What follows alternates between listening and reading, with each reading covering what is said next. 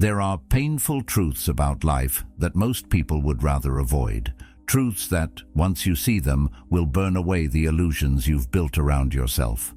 How many times have you convinced yourself that hard work always pays off, that people are fundamentally good, or that life is just a matter of luck? What if I told you those beliefs are exactly what keep you stuck in a cycle of disappointment and self-deception? The truth is harsher than you think, and it's exactly the kind of wisdom the Stoics embraced. They didn't sugarcoat reality. They saw through the games people play, the lies we tell ourselves, and the way we let our emotions and desires control us. Once you understand these lessons, you'll see through the masks, the manipulation, and the illusions that everyone else is still clinging to. Are you ready to wake up and finally face reality, no matter how uncomfortable it is? If you're ready to challenge yourself, to stop hiding behind comforting lies and embrace the truth that leads to true freedom, then consider subscribing. It's a commitment to your own growth, to seeking wisdom, and to discovering the strength to face the world as it really is. Lesson 1. People are driven by emotions, not logic. We like to think of ourselves as rational beings, making decisions based on careful thought and logical reasoning. But let's face it, how often do we actually make decisions like that? The truth is, most of the time our emotions drive us more than we realize. Emotions are powerful, sometimes overwhelming forces that influence what we do and how we see the world. They shape our actions, often before our rational minds even have a chance to step in. How many times have you made a purchase you didn't need or agreed to something you didn't want, simply because it felt right in the moment? That's emotion, not logic. Emotions aren't inherently bad, though. In fact, they provide valuable insight into what matters to us. It's how we respond to those emotions that makes all the difference. The Stoics, like Marcus Aurelius, understood this deeply. He reminded us, you have power over your mind, not outside events. What Marcus means is that while we can't control the emotions we feel, we can control how we respond to them. Emotions can be powerful guides if we learn to observe them without letting them control us. Instead of reacting impulsively, the Stoic practice is to pause, reflect, and then act. This doesn't mean suppressing emotions. It's about recognizing them, understanding where they come from, and using them as a tool, not a weapon. When you can do that, you'll find that your decisions become much clearer and less likely to be clouded by fleeting feelings. Emotions don't have to be an obstacle. They can be a source of insight and a tool for better decision-making. Understanding that most people are driven by emotions can also help you navigate social situations more effectively. In disagreements, for instance, people often aren't arguing over the facts.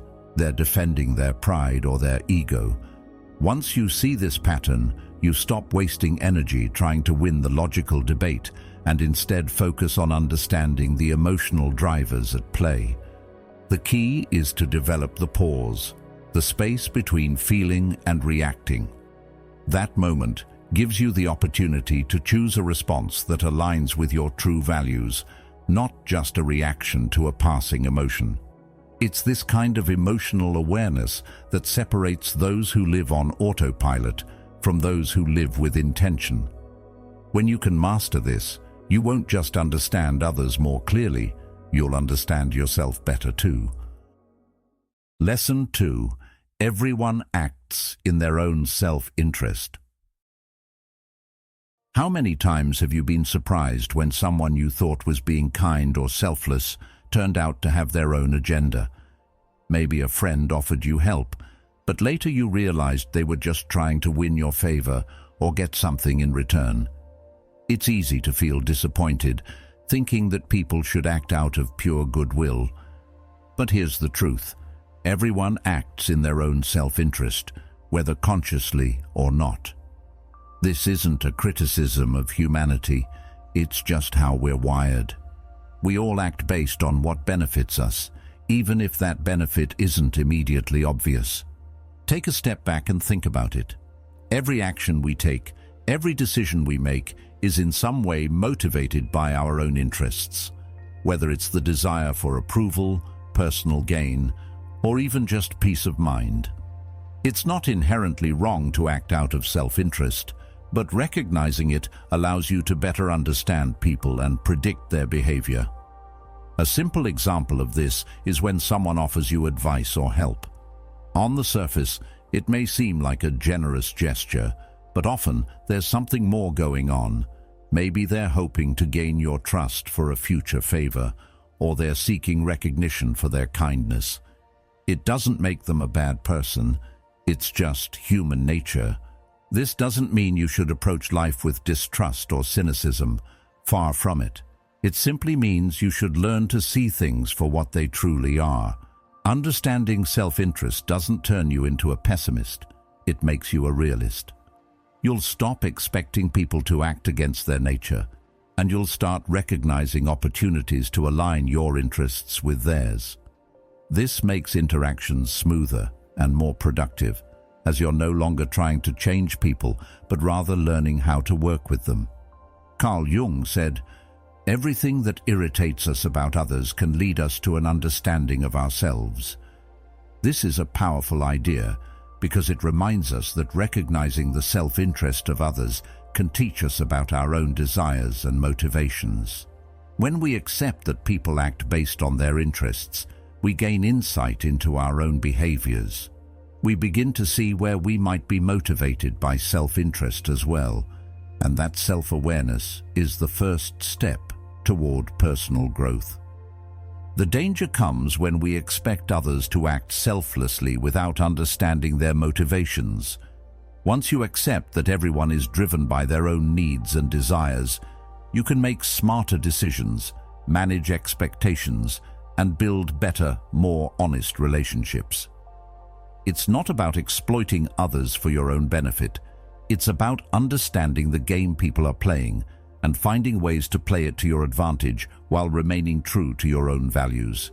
By doing this, you become more strategic, more aware, and ultimately more in control of your life. Lesson 3. Most people can't handle the truth about themselves. Let's face it, most of us aren't great at handling the truth about ourselves. It's uncomfortable. It burns. It forces us to confront things we'd rather not see. We all like to live in our little bubbles, surrounded by the narrative we've carefully constructed about who we are. It's much easier to maintain that story than it is to confront the uncomfortable facts. But here's the thing, the truth doesn't care about your comfort. It's not concerned with your ego or your image. The truth just is. Think about it. When was the last time someone told you something about yourself that you didn't want to hear?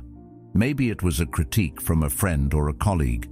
Perhaps it was something you knew deep down but weren't ready to face. The natural response for most people is defensiveness. It's like an instinct. We quickly try to explain, justify, or deflect the criticism. Why? Because accepting that truth would mean admitting something we don't want to acknowledge. But the longer we avoid the truth, the more we limit our own growth. The Stoics understood this all too well. Marcus Aurelius, for example, was known for his brutal self-examination. In his writings, he often reflected on his own weaknesses and flaws, not to beat himself up, but to improve. He wrote, "How much trouble he avoids, who does not look to see what his neighbor says or does, but only to what he does himself." Marcus knew that growth required facing uncomfortable truths, even about himself. It's not about being perfect, it's about being honest. And when you can be honest with yourself, that's when real change begins. Most people avoid honesty because it requires vulnerability. It's much easier to stay in denial, to surround ourselves with people who tell us what we want to hear, and to protect our fragile sense of self. But this only keeps us stuck in the same patterns. If we never confront the truth about who we are, we can never change. It's a harsh reality, but it's a necessary one if you want to improve. The Stoics practiced a kind of brutal self-honesty. They weren't afraid to admit their faults, and they didn't shy away from confronting uncomfortable truths.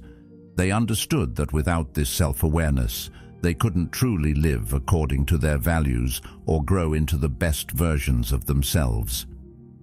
Epictetus reminded us, we cannot choose our external circumstances, but we can always choose how we respond to them.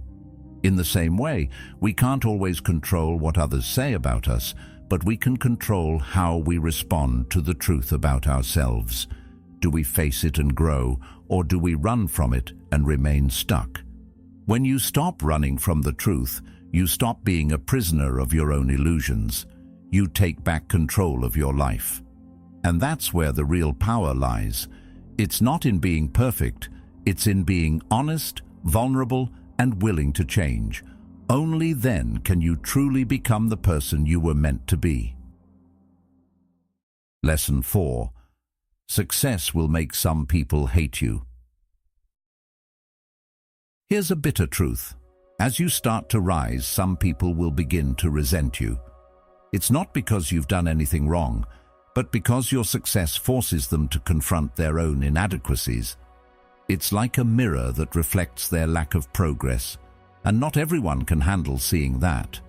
They'll start comparing themselves to you, feeling threatened by your achievements, and even resenting you for doing what they couldn't. This isn't about jealousy in the traditional sense. It's deeper than that. It's about the discomfort that comes when someone else's success highlights your own unfulfilled potential. Marcus Aurelius, the Stoic emperor, understood this dynamic well. He wrote, "The happiness of your life depends upon the quality of your thoughts." Marcus was constantly under attack. His reign was filled with wars, betrayals, and internal conflicts. Yet he focused on maintaining his inner peace, no matter how others reacted to his success. He recognized that resentment from others had nothing to do with him and everything to do with the insecurities of those around him. His wisdom teaches us that success should not be measured by the approval of others, but by our ability to stay true to our values and maintain peace within ourselves. You see, success creates a mirror. It reflects the insecurities, failures, and missed opportunities in others, forcing them to either confront their shortcomings or find a way to discredit you. It's uncomfortable for many people to face the reality that someone else is achieving what they couldn't. But rather than taking it personally, you can choose to rise above it. Understand that this behavior has nothing to do with you, but with the internal battles others are fighting. Carl Jung also delves into this idea when he said, "The most terrifying thing is to accept oneself completely." When you reach a certain level of success, some people will try to tear you down, not because they hate you, but because your success challenges their own self-image. They struggle to accept their limitations, and your achievements force them to confront what they haven't accomplished. Instead of celebrating your success, they react defensively. They try to minimize your achievements, discredit your work, or even undermine your value. The key is recognizing that their reaction is more about them than it is about you. So, what do you do when this happens? First, don't take it personally. People's reactions are reflections of their inner struggles, not your shortcomings. Second, keep pushing forward. The more you rise, the more you'll face resistance, but that's also a sign that you're on the right path. The Stoics remind us that success should never be defined by external validation, but by our ability to remain grounded in our own values. Your progress is yours to claim, and no one else can take that away from you. In the end, success isn't about making everyone happy. It's about staying true to yourself, continuing to grow, and not letting the negativity of others derail you. Lesson 5. Everyone is trying to sell you something. Have you ever had a conversation with someone only to realize halfway through that they were just trying to sell you something? It could be a product, an idea, a favor, or even just validation for something they've done. It's subtle, but it's there. We've all been there. Someone offering unsolicited advice, pushing a product, or buttering you up before asking for a favor. And once you recognize this pattern, you'll start seeing it everywhere. It's not that people are being malicious, it's just that every interaction is an attempt to influence you in some way. Whether they're aware of it or not, everyone is trying to sell you something. The Stoics were keenly aware of human behavior and understood that people are constantly trying to influence each other. Marcus Aurelius, in his Meditations, wrote, "The soul becomes dyed with the color of its thoughts." He understood that we are constantly being influenced by others, whether we realize it or not. The challenge is learning to guard our minds, to be selective about where we direct our energy, and to be conscious of what we let into our thoughts and lives. When you realize that every interaction has an underlying motive, you stop being swept along by other people's agendas and start making intentional choices about who and what you allow to influence you. Now, this isn't to say you should become paranoid or distrustful. It's about being mindful. There's nothing wrong with helping someone out or accepting advice. But when you understand that everything comes with a cost or a hidden agenda, you start to make more thoughtful decisions about where you place your trust. You also become better at spotting when someone is manipulating the situation for their benefit. A colleague who's always offering advice but only when it benefits their position in the company, or a friend who always needs a favor but never returns the kindness, these are the people you need to be aware of. Recognizing when others are trying to sell you something, whether it's a product, idea, or even just their own self-interest, can be a powerful mirror. It shows us where we might be vulnerable, where we might be too easily swayed, or where we might be doing the same thing without realizing it. The more aware you are of how people try to influence you, the more you can step back and assess your own actions. Are you also trying to sell something, or are you allowing yourself to be influenced by someone else's agenda? In the end, the lesson here is about awareness. Once you see that everyone is trying to sell you something, whether consciously or subconsciously, you can make more conscious decisions. You don't have to be defensive or closed off, but you do have to be selective about where you invest your time, energy, and trust. Recognizing this dynamic doesn't just make you smarter in your interactions, it frees you to make better, more intentional choices in your life. Lesson 6. People will show you who they are. Believe them. It's easy to get caught up in the words people say, especially when they're telling us what we want to hear. We all like to believe the best in others, and often we're quick to dismiss the little signs that might tell us something is off. But here's the reality. People show you who they truly are, not through what they say, but through what they do. It's in the small actions, the habits, and the consistent behaviors that they reveal their true character. The tough part is that we often ignore these signs, hoping for change, convincing ourselves that someone will eventually grow up or come around. But the truth is, people rarely change, at least not in the way we hope they will. Their actions, however, are a constant reflection of who they really are. Think about a time when someone said one thing but did another. Maybe a friend promised to always have your back, but then didn't show up when you really needed them. Or perhaps a colleague said they supported you but was quick to throw you under the bus when it benefited them. You might have excused their behavior, told yourself it was just a mistake, or hoped that next time they would act differently. The problem is, this isn't a mistake. It's their pattern. It's who they are. And the sooner we recognize this, the sooner we can stop setting ourselves up for disappointment. We often want to believe the best in people, But we need to take a step back and judge them by their actions, not their words. Words are easy, actions are the true indicators of a person's character. When we accept this, we stop falling for empty promises and start paying attention to the things that truly matter: consistency, integrity, and reliability. You might be wondering, what do I do once I see these signs? The answer is simple: trust the patterns, not the promises. If someone regularly cancels plans or consistently lets you down, that's not a one-off event, it's who they are. When someone is rude to waitstaff or behaves poorly in situations where they think they won't be judged, that's who they are too. People reveal themselves through their actions, and by paying attention to those actions, you can save yourself a lot of time and disappointment. The Stoics understood the importance of self-awareness and the need to see the world and the people in it as they truly are. They didn't waste time hoping for others to change. They focused on themselves and how they could respond. This lesson is about empowerment. It's about recognizing the truth, no matter how uncomfortable it may be, and using that truth to guide your decisions. Trusting people's actions, not their words, allows you to build stronger, more authentic relationships and frees you from the pain of false expectations.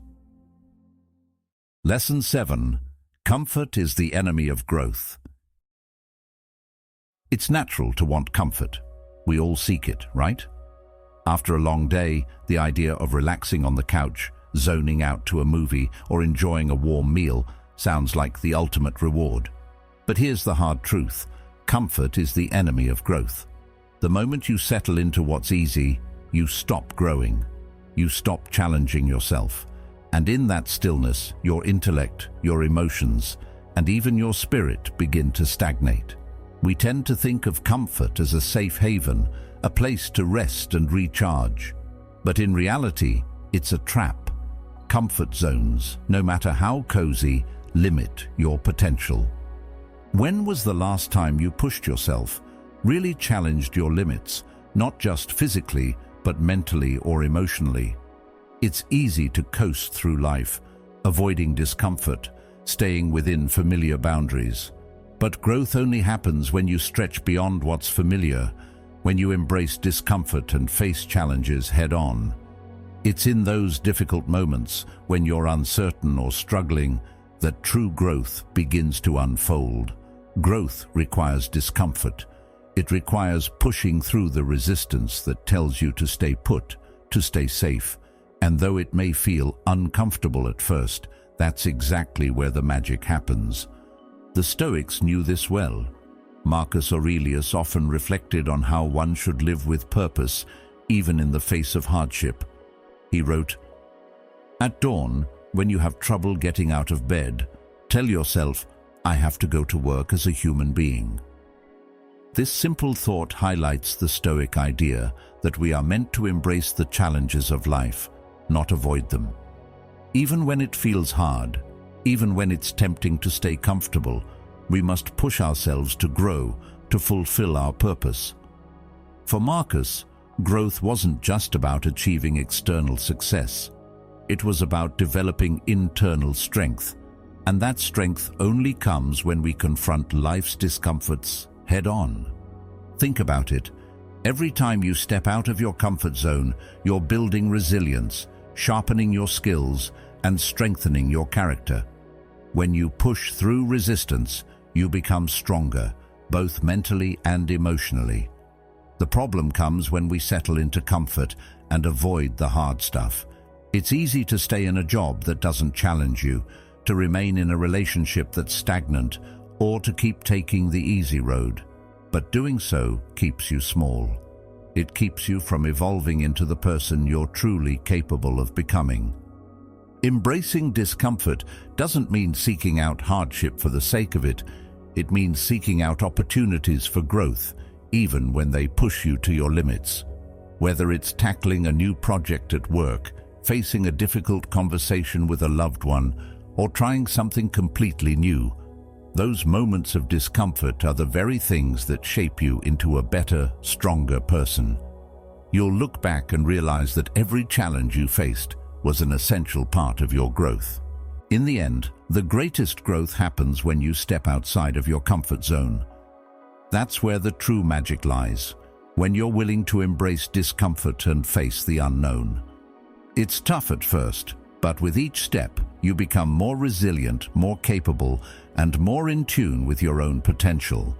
So the next time you feel that urge to stay comfortable, remember, growth doesn't happen there. Lesson 8. You're going to die, and most of your worries are meaningless. Here's the truth that most people avoid. We're all going to die. It's not a pleasant thought, but it's the one thing that's guaranteed for all of us. No matter how much we plan, how successful we become, or how much we try to outrun it, death is the ultimate end. Now, I know that sounds heavy. It might even make you uncomfortable, but bear with me, because once you truly come to terms with this fact, it changes everything. It's like a veil is lifted, and you start to see life clearly. The things you once stressed about, the little dramas and annoyances, suddenly lose their weight. In the face of mortality, what really matters comes into sharp focus. Think about how much time we waste on things that ultimately don't matter. Social media arguments, work drama, petty disagreements with friends or family. All of these things take up mental and emotional space. But when you truly grasp the reality of your own mortality, it's hard to keep sweating the small stuff.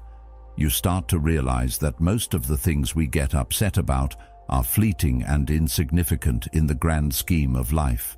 Why stress over something someone said online, or an argument that won't matter in a year? It doesn't mean those things aren't real, or that they don't hurt in the moment. But once you accept that your time here is limited, you start choosing where to spend your energy more wisely. Carl Jung also emphasized the importance of embracing mortality in his work. He said, "The privilege of a lifetime is to become who you truly are." Part of becoming who you truly are is realizing that your time is limited. This realization pushes you to stop procrastinating, to stop waiting for the perfect moment, and to start acting in alignment with your deepest values. It forces you to confront what's truly important and to prioritize it, because you know that the clock is ticking. The idea of death can be unsettling, but it's also liberating. When you acknowledge that your time is finite, you start to live more authentically. You stop wasting time on things that don't bring value to your life. Instead, you focus on relationships that matter, on work that fulfills you, and on experiences that align with your true self. You begin to realize that life is too short to live in fear of judgment, to chase after fleeting accomplishments, or to hold on to resentments. As the Stoics would argue, embracing death isn't about being morbid. It's about gaining clarity. It helps you cut through the noise and focus on what's truly important. It's a call to live intentionally, with purpose and passion. When you truly grasp the reality of your own mortality, everything else becomes less daunting. The small stuff. It fades into the background. What remains is the deep understanding that the time we have here is precious, and that ultimately is what gives our lives meaning. So, next time you find yourself stressing over something trivial, remember, you're going to die.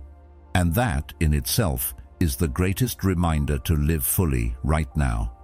Remember, life is short, and the only certainty is that we won't be here forever. So, stop letting the small stuff steal your peace and start focusing on what truly matters. Embrace the truth, live with purpose, and make every moment count. If this resonated with you, check out the next video on the screen to dive even deeper into Stoic wisdom. Thank you for being a part of Stoic Journal. Let's keep growing.